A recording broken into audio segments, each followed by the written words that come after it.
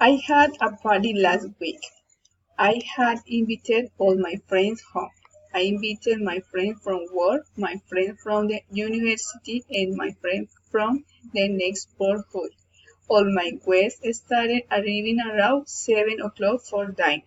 My best friend Jessica dressed in a red dress, and my boyfriend David wore a blue suit and he looking very handsome. Jessica's boyfriend was not there because he was traveling for business. He had left the day before and would not return for 2 more days. I prepared rice with chicken, which was very delicious. I made enough rice for 30 people. Also prepared salad and French fries.